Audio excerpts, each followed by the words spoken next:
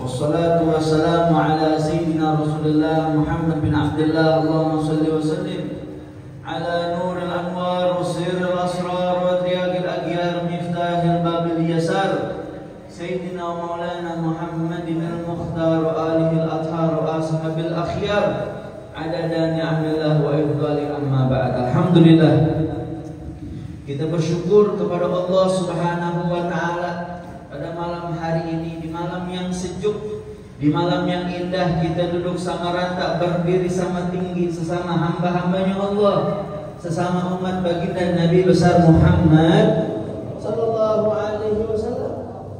Kita kumpul, kita duduk merayakan Isra Mi'raj baginda Nabi besar Muhammad, juga mengenang daripada haul abah guru sekumpul yang ke-20. Tadi waktu saya baru sampai ke tempat ini dan beristirahat ke rumah yang ada depan dari masjid ini, kurang lebih dekat maghrib atau setelah maghrib. Ya, setelah maghrib saya sampai tadi. Gak lama kita lagi duduk-duduk, hujan deras datang. Saya bilang, ini hujan rahmat, hujan itu berkah. Itu di negeri Arab. Kalau kita haji, kita umroh, orang hujan, orang-orang Arab sana bukan lari, mereka girang. Sebab rahmat luar biasa, banyak yang girang. Yang lari paling kalau bawa handphone di kantongnya, iya, yang bawa duit di dompetnya lari. Nah, bentar kagak laku duit. Ala kulli hal, hujan itu rahmat. Hujan juga ujian buat para pemimpin yang udah niat hadir ini malam.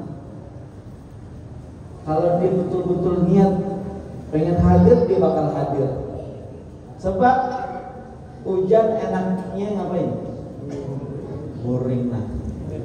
Boring hujan mandi gak apa. Hujan enaknya boring. Kalau kata orang Jakarta, hujan-hujan enaknya makan Indomie anget-anget, dipotongin cabai rawit, temenin gorengan. Kian beratan udah makan malam kan? Nah, kelihatannya muka-mukanya belum makan malam. Pulang dari sini insya Allah kita dapat berkat, kita makan jadi obat. Amin. Berkat bukan sembarang berkat.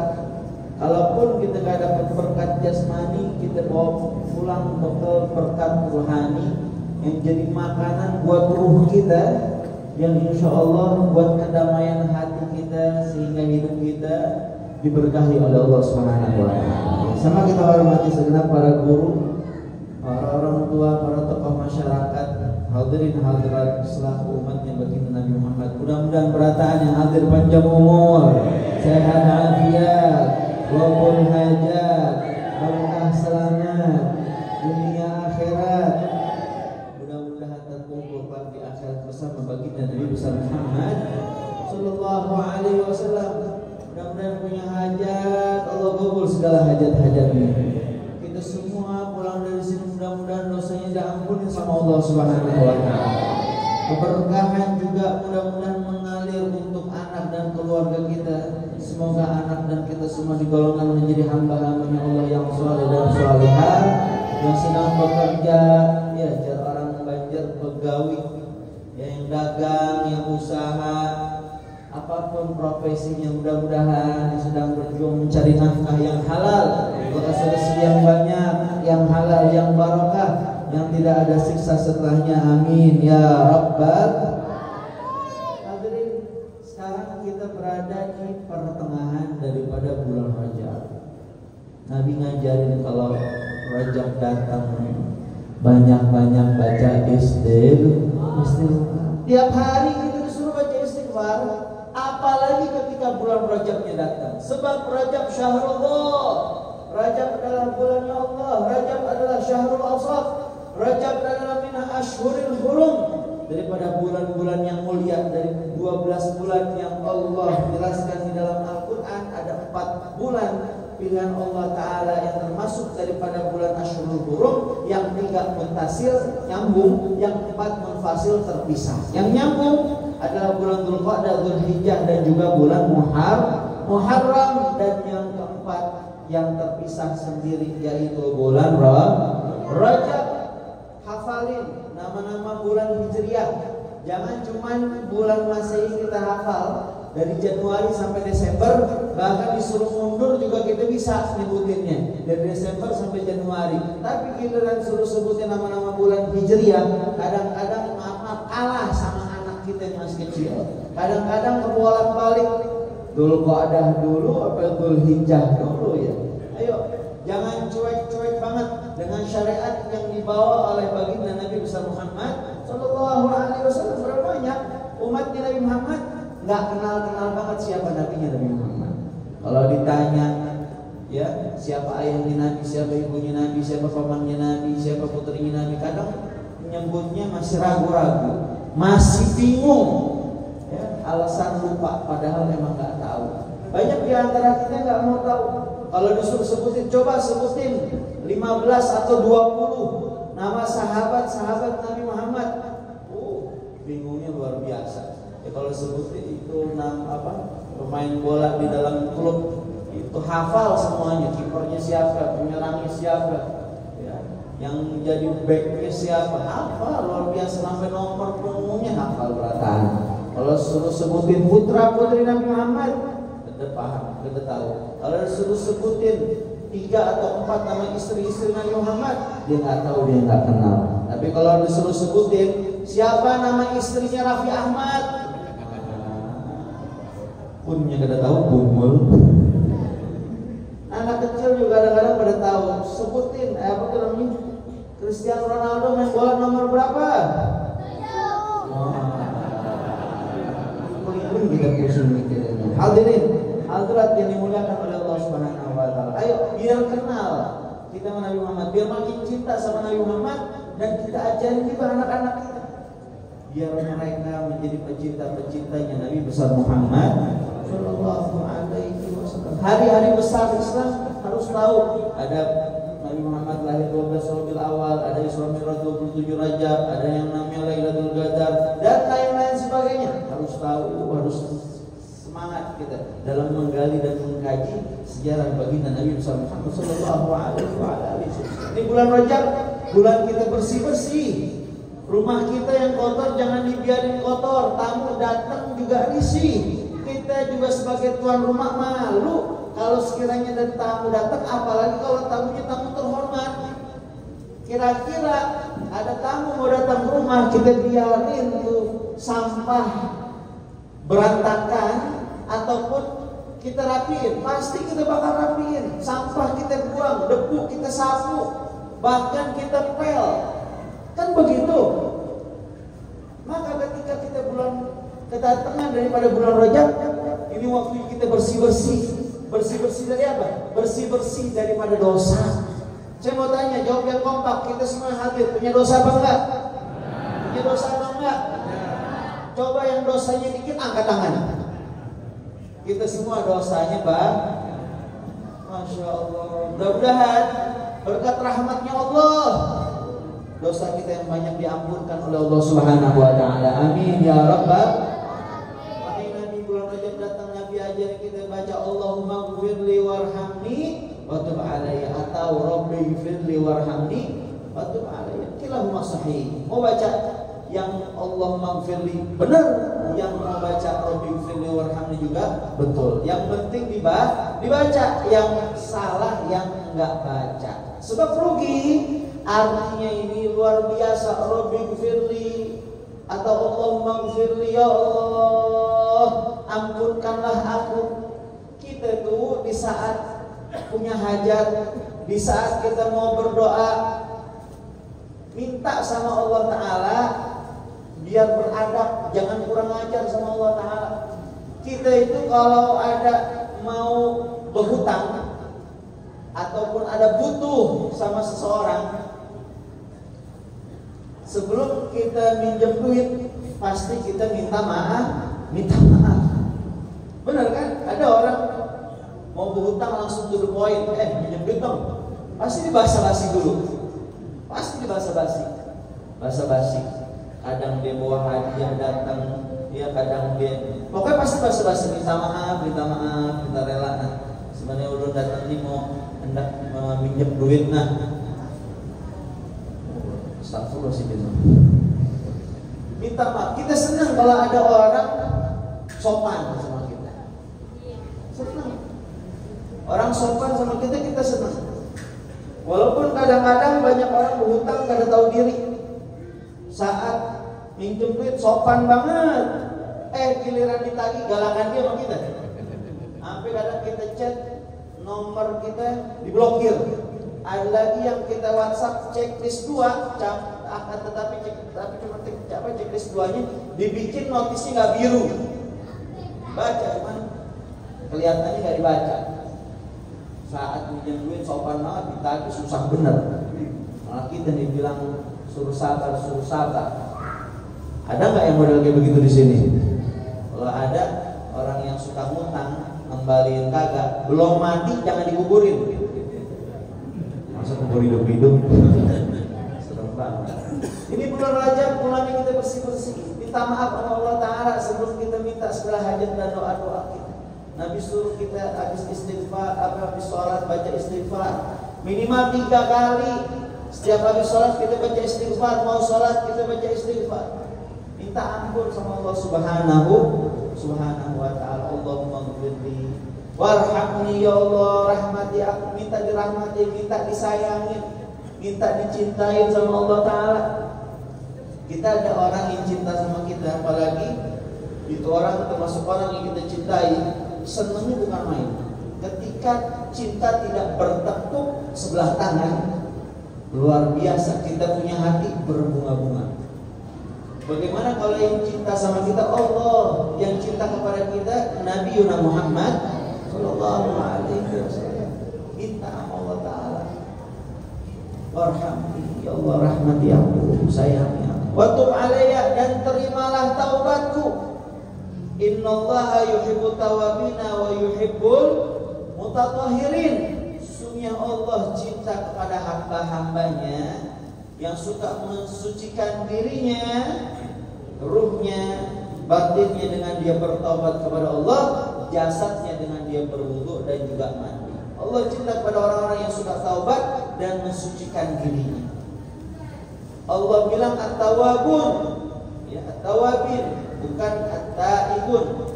Artinya orang-orang yang selalu berbuat salah, akan tetapi setiap dia salah dia kembali kepada Allah. Setiap dia salah dia minta maaf kepada Allah Subhanahu wa Ta'ala. Itu at-tawwabun, orang-orang yang selalu ingat kepada Allah, orang-orang yang selalu kembali kepada Allah. Bukan sekedar dari satu kesalahan, akan tetapi dari banyak kesalahan. Setiap kali dia berbuat salah, dia ngaku, dia minta ampun kepada Allah Subhanahu wa Ta'ala. Termasuk daripada syarat seseorang bertaubat, pertama dia harus ada menyesal daripada perbuatan dosa. Ada orang habis maksiat, dia mau tobat, saya tobat. Nyesal gak? Enggak sih, ntar saya mau minum lagi. Nah, ini belum tobat namanya. Kemudian selain dia menyesal, harus dia meninggalkan daripada maksiat tersebut. Harus ditinggalkan.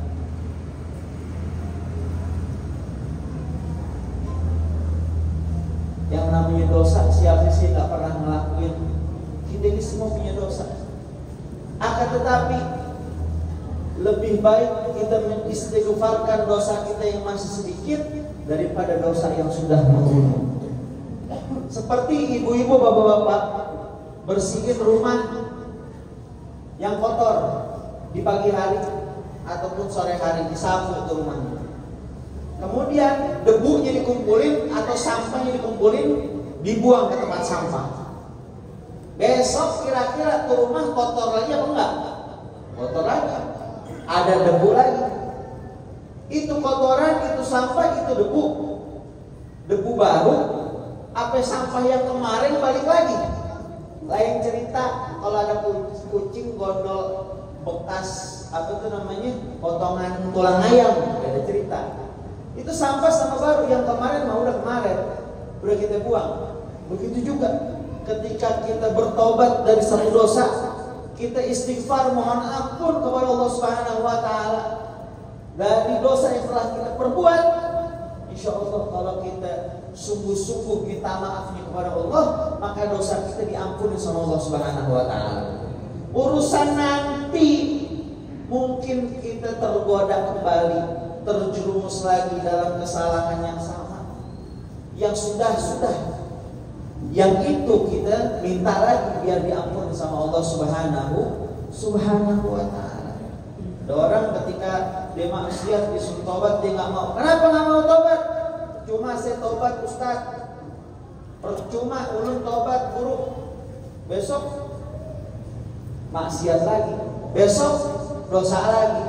Percuma deh kayak tobat sambal. Ini sambal pedes.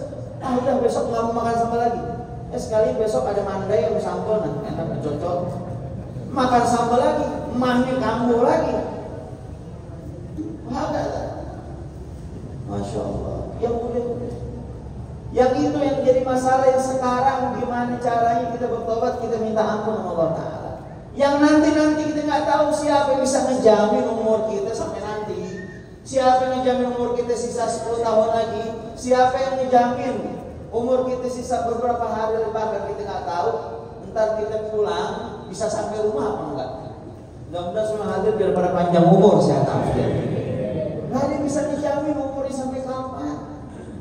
Jangan nanti keburu mah.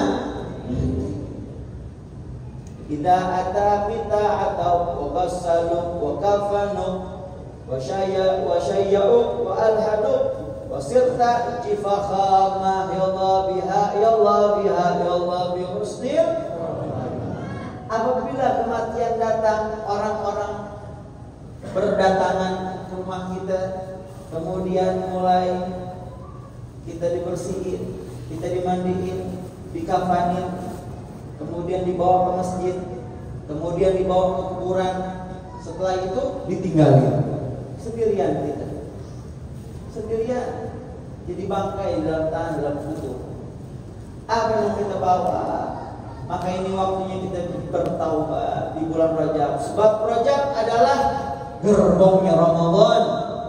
Rajab adalah gerbongnya Ramadan. Seperti halnya orang yang ingin merasakan khusyuk pada saat sholat, resep dari para guru kita, belajarlah khusyuk pada saat wudhu. Mau khusyuk dalam sholat, khusyuklah dalam wudhu. Gak bakal orang bisa khusyuk pada saat sholat kalau wudhunya bebandir, wudhunya sambil ngobrol, wudhunya asal-asalan. Mau khusyuk sholat, khusyuk pada saat wudhu.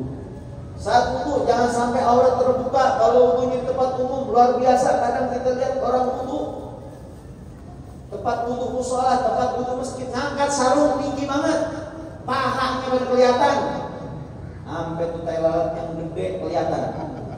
Jadi aurat tetap aurat, jangan sampai gara-gara wudhu mau sholat aurat terumbar-umbar. Makanya saya suka sebel kalau melihat tempat wudhu perempuan itu dicampur sama tempat wudhu laki. Kalau kita lagi di rest area mungkin ya, kalau masjid kita mungkin alhamdulillah terjaga. Kalau kita lagi berpergian di rest area ada pom bensin, musola kadang kecil gitu. Jagain istrinya, jagain putrinya, jangan biarin dia wudhu auratnya terlihat. Dia nggak mau dibuka peniti kerudungnya buat dia wudhu secara betul daripada fardunya. Harus dijaga, jangan sampai auratnya terbuka gara-gara wudhu datang murka Allah sebab ngebuka aurat. Ya, jaga aurat, jangan dibuka-buka. Mau khusyuk pada saat sholat, maka belajar khusyuk pada saat wudhu.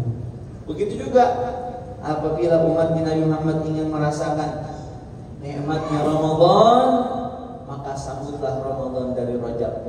Siapkan Ramadan dari Rajab. Maka kelak nanti Ramadan tiba, kita akan merasakan yang namanya nikmatnya Ramadan. Nabi ketika Rajab datang, Nabi udah doa, Allahumma barik lana fi Rajab wa Sya'ban wa ballighna Ramadan. Ya Allah, berkahi kami di bulan Rajab dan Sya'ban, sampaikan umur kami agar dapat berjumpa dengan bulan suci Ramadan. 2 bulan sebelum Ramadan datang Nabi udah doa seperti itu. Rajab adalah gerbongnya Ramadan. Rajab waktunya kita bersih-bersih. Tar Sya'ban datang waktunya kita berhias dengan salawat kepada baginda Nabi Muhammad sallallahu alaihi wasallam. Setelah kita minta maaf, istighfar yang banyak di bulan Rajab, minta biar dosa-dosa kita diampuni sama Allah. Kemudian di bulan Sya'ban kita banyakin sebut-sebut nama kekasihnya Allah Subhanahu wa taala biar kita makin disayang sama Allah Subhanahu wa taala. Sebab Nabi bilang di dalam hadisnya, "Aqrabukum minni majlisan yaumal qiyamah aktsarukum alayya shalah." Orang yang paling dekat dengan aku, kedudukannya kelak di akhirat adalah mereka orang yang paling banyak sholawatnya kepadaku semasa hidupnya di dunia. Bukan yang banyak hartanya, bukan yang rumahnya mewah, mobilnya mewah, tanahnya luas, yang jabatannya tinggi. Enggak cukup itu semuanya. Kita bisa dekat dengan Nabi Muhammad dengan kita banyakin sholawat kepada Nabi Muhammad. Jadi semua dapat kebahagiaan, semua punya hak, semua punya kesempatan untuk mendekatkan dirinya kepada baginda Nabi Muhammad sallallahu alaihi wa alihi wasallam. Habis kita bersih-bersih, kemudian Sya'ban datang kita berhias. Bulan Ramadan naik ke kepala Mina, siap-siap mendapatkan daripada anugerah yang Allah bakal berikan khusus untuk umatnya baginda Nabi besar Muhammad sallallahu alaihi wa alihi wasallam. Nabi yang udah dijamin surga, tiap hari nggak kurang 70 sampai 100 kali istighfar. Berapa kali kita udah istighfar dalam sehari? Banyakan mana istighfarnya? Pemain handphonenya. Banyakan mana istighfarnya? Pengerumpi, ngegosip sama temennya. La haula wala quwwata illa billah. Dan di bulan Rajab ini di akhir ada malam yang begitu istimewa. Malam terspesial untuk baginda Nabi besar Muhammad sallallahu alaihi wa alihi wasallam. Dan kalau kita lihat malam Isra Mi'raj adalah malam yang paling afdal untuk Nabi Muhammad. Kalau untuk umatnya malam kelahiran Nabi Muhammad dan juga malam Lailatul Qadar. Akan tetapi untuk Nabi Muhammad malam paling spesial adalah malam Isra dan Mi'raj. Saat Isra dan Mi'raj Nabi kita Muhammad langsung berjumpa dengan Zatullah demi mendapatkan perintah membawa syariat salat yang 5 waktu. Maka intisari daripada Isra Mi'raj pentingnya kita menjaga sholat. Saking pentingnya itu sholat, Allah langsung panggil Nabi yang untuk menghadap kepadanya. Nggak lewat malaikat Jibril, nggak sampai situ. Bahkan Allah siapkan tempat khusus untuk menyampaikan perintah sholat kepada Nabi Muhammad. Allah siapkan tempat khusus untuk Allah berikan perintah salat kepada Nabi Muhammad dan juga umatnya.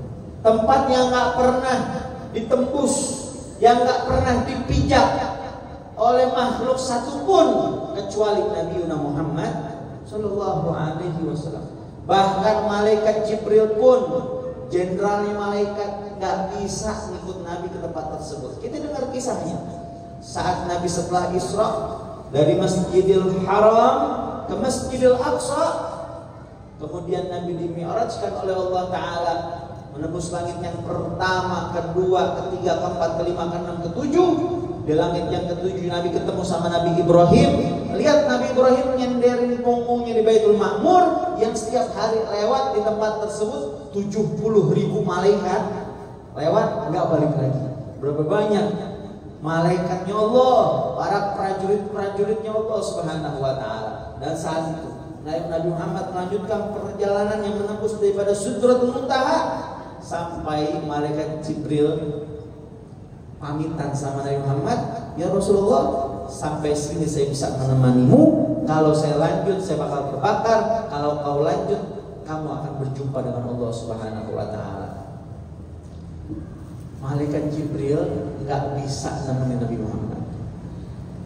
Nabi Muhammad saat itu sendirian berjumpa dengan Allah Subhanahu wa Ta'ala. Dipilih tempat yang khusus saking pentingnya menunjukkan nilai sholat yang 5 waktu. Akan tetapi yang namanya sholat dari zaman Nabi Adam sudah ada.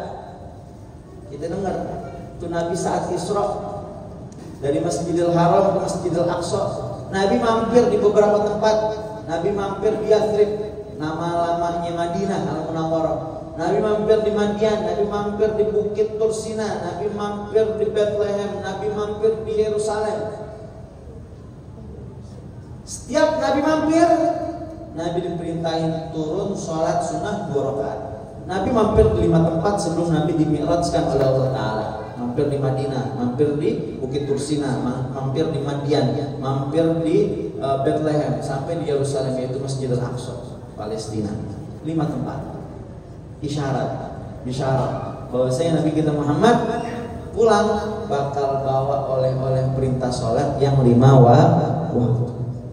Tuh nunjukin tuh sholat udah ada sebelum sholat yang 5 waktu. Akan tetapi perintah yang wajib sholat 5 waktu baru adanya setelah Nabi pulang dari Isra Mi'raj. Tapi yang namanya sholat secara umum sudah ada dari dulu. Kita dengar Allah ciptain malaikat, ada di antara mereka yang Allah ciptain, Allah perintahin untuk sujud sepanjang zaman. Allah perintahin suruh ruku sepanjang zaman. Yang namanya sholat, ruku, sujud semuanya sudah ada dari zaman Nabi Allah Adam alaihi salatu wassalam. Ibadahnya para malaikatul muqarrabin, ibadahnya para anbiya wal mursalin, ibadahnya para ibadillah shalihin, hamba-hambanya Allah yang sholat. Hakikatnya orang yang nggak mau sholat lebih iblis daripada iblis. Iblis dulu masih mau sujud. Orang yang nggak mau sholat hakikatnya lebih iblis daripada iblis. Ayo hadirin, sesibuk-sibuknya kita, sebandel-bandelnya kita, jangan sampai ninggalin sholat. Kalau berkisah Isra Mi'raj waktu nggak bakal cukup.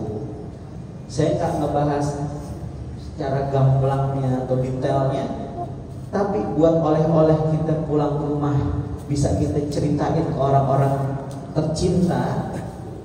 Kisah di balik layar terjadinya Isra Mi'raj baginda Nabi Muhammad Sallallahu Alaihi Wasallam, maka kita bakal dapati kisah 2 jantung hati Nabi Muhammad. Yang pertama yaitu pamannya Nabi, yaitu Abu Thalib. Nabi dari kecil sama Abu Thalib, sebab 2 bulan di dalam kandungan Nabi udah ditinggal sama ayahandanya, lahir dalam keadaan yatim.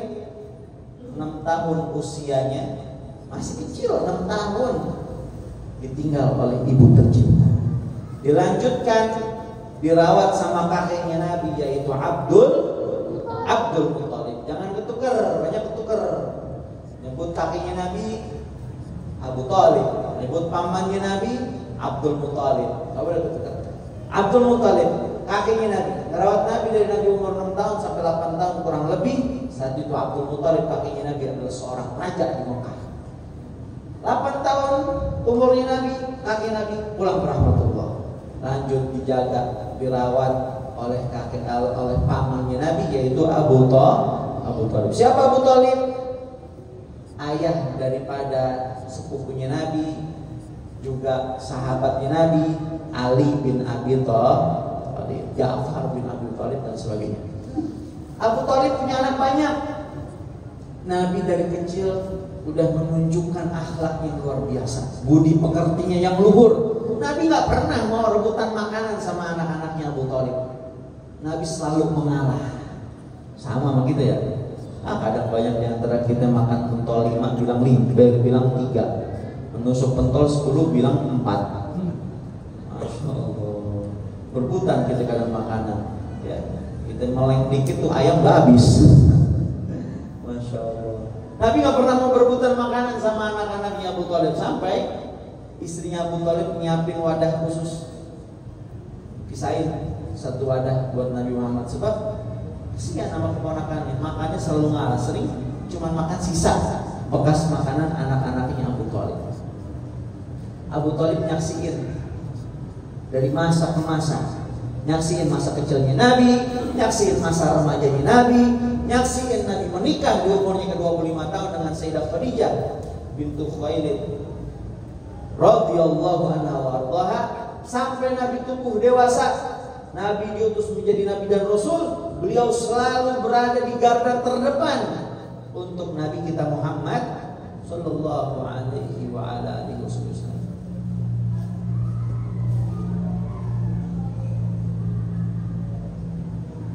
Kita Ahlus Sunnah wal Jamaah meyakini bahwasanya Abu Thalib adalah seorang yang beriman kepada Allah dan Rasul. Kita meyakini beliau termasuk orang yang memeluk agama Islam.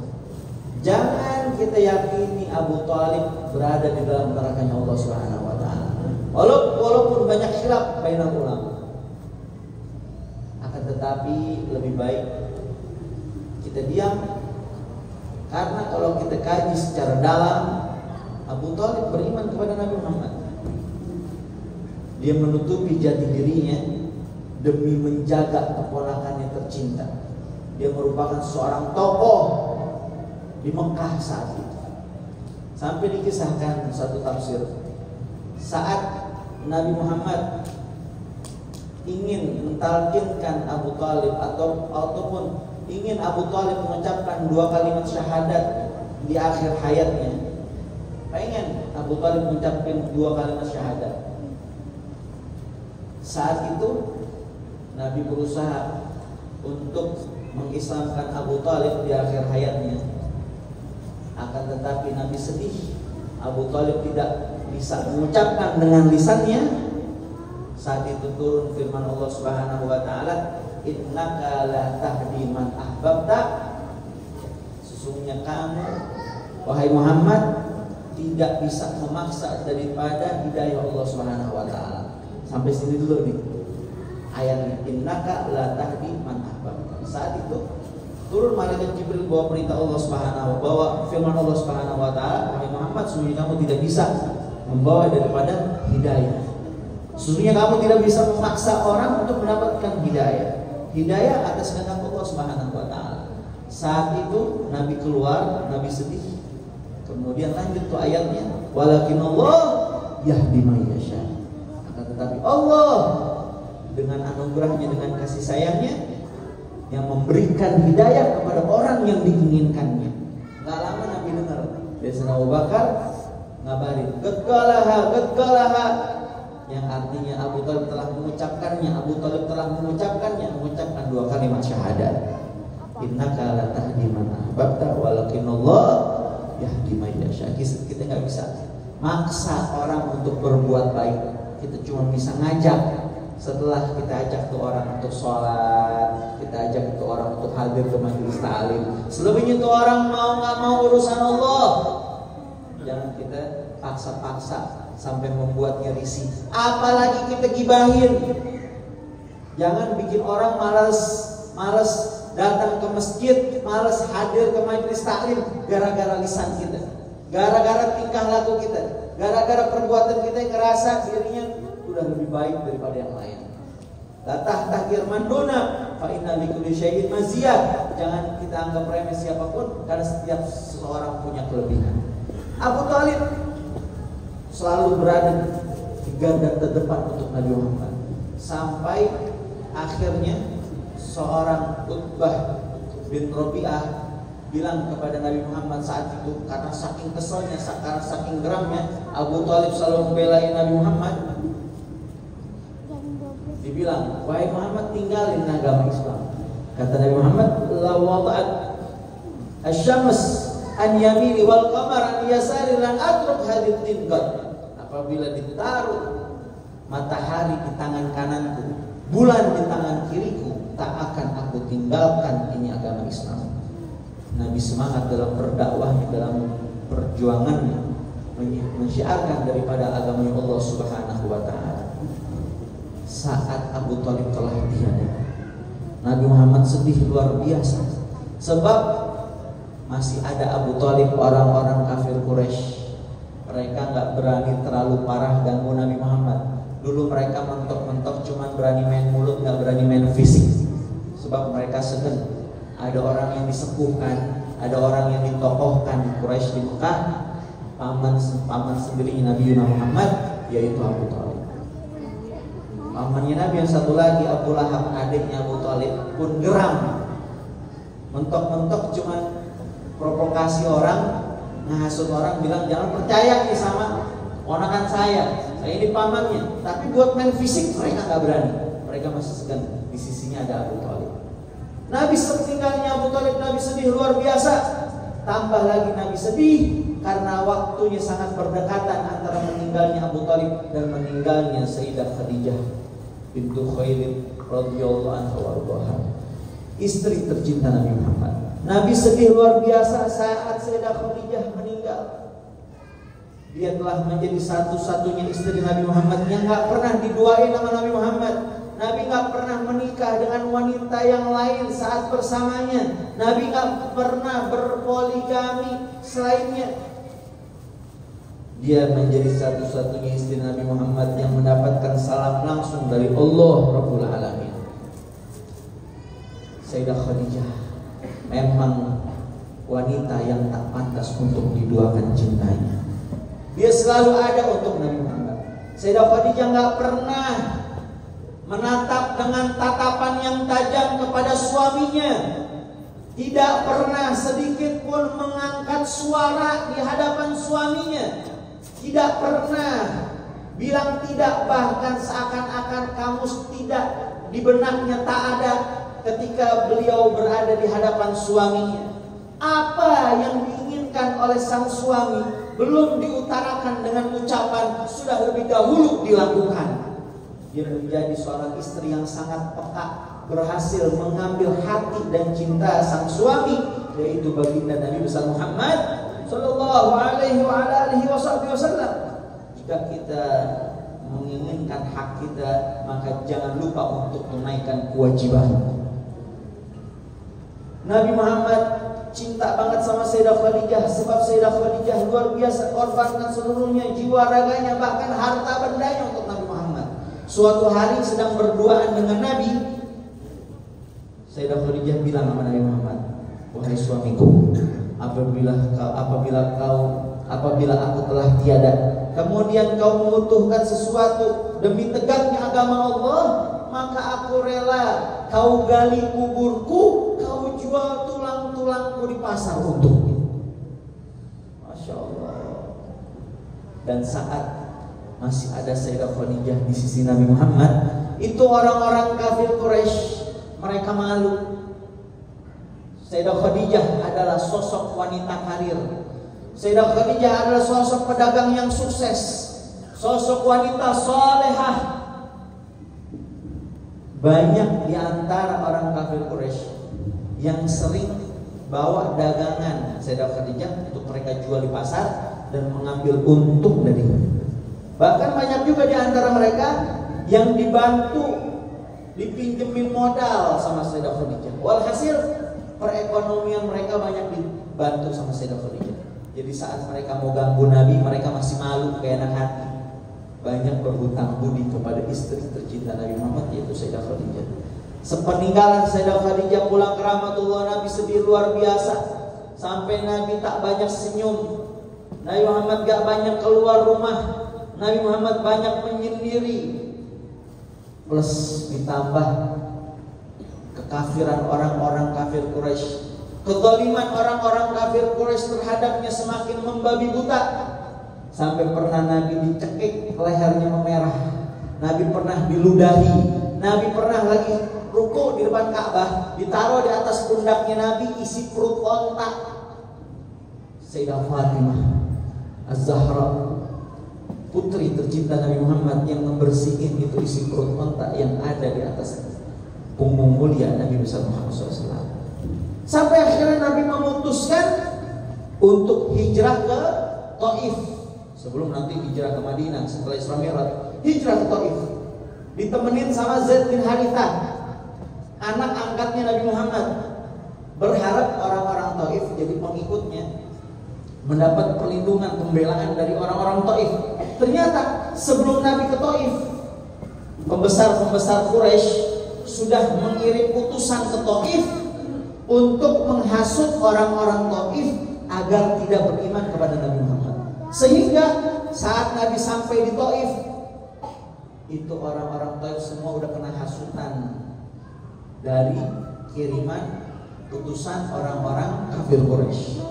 Sampai Nabi di Taif, Nabi di boikot, Nabi diusir, bahkan Nabi dikata-katain, Nabi dibilang majnun, Nabi dibilang sahir, Nabi dibilang gila, Nabi dibilang penyihir, Nabi dibilang gak ngikutin ajaran kakek moyang mereka, dan lain sebagainya. Bahkan anak-anak kecil yang ada di sana ikut nimpukin, musir Nabi Muhammad dengan batu kerikil.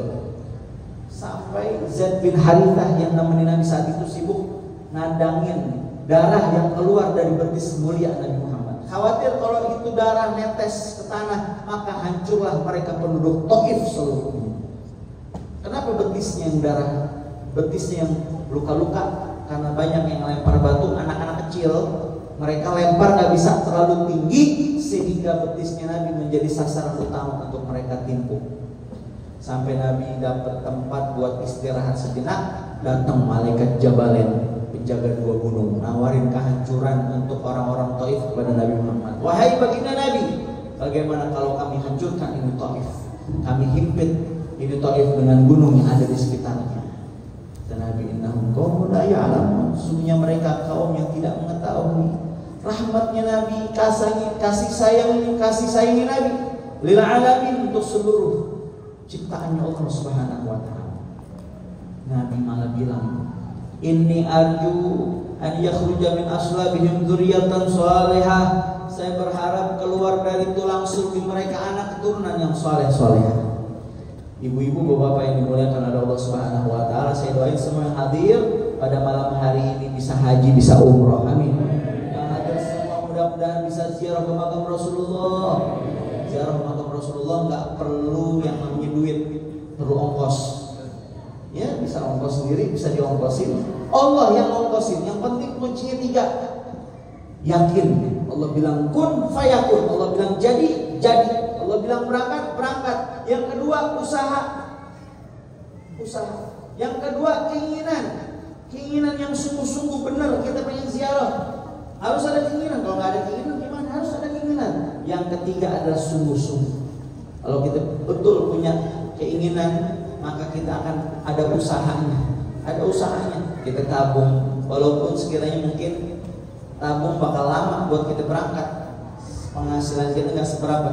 Tapi di saat Allah lihat keyakinanmu, Allah lihat kesungguh-sungguhanmu, di saat Allah lihat keinginanmu, dan Allah lihat perjuanganmu, usahamu, maka Allah yang akan memberangkatkanmu. Nabungnya dikit, masih sisa banyak, sisanya yang banyak Allah yang nambahin, Allah yang berangkatin. Amin ya Rabbal.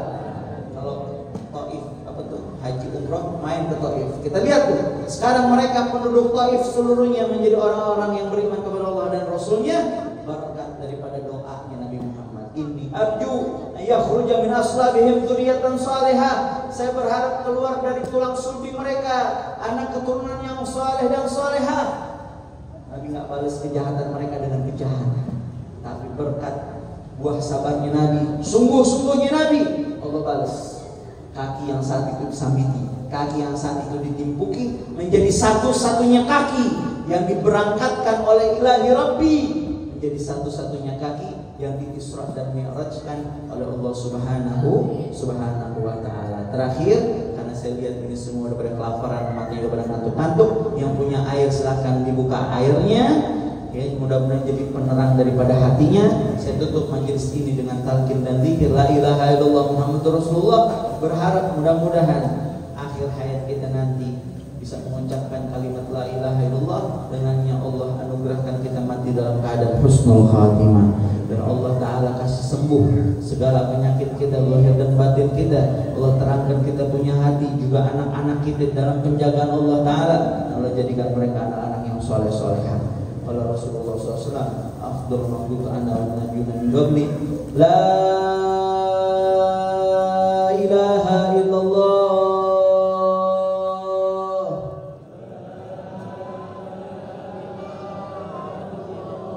la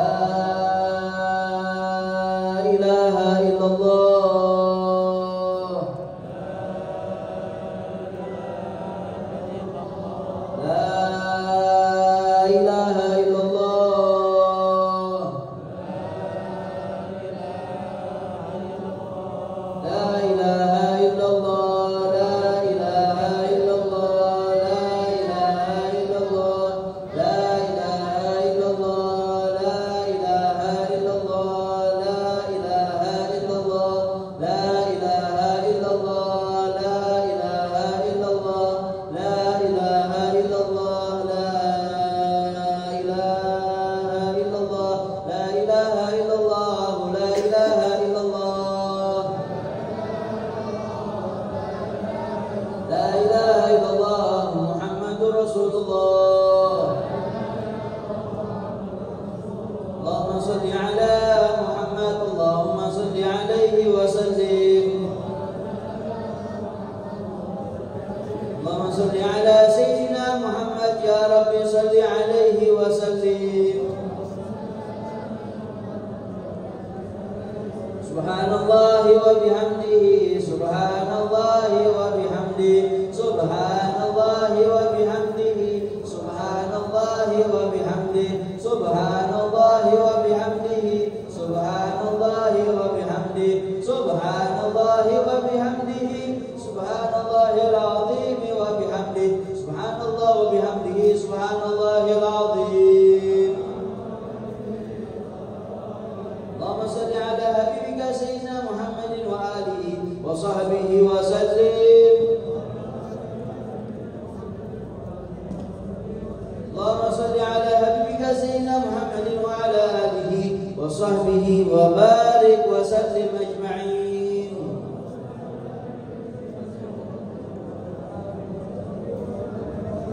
الفاتحة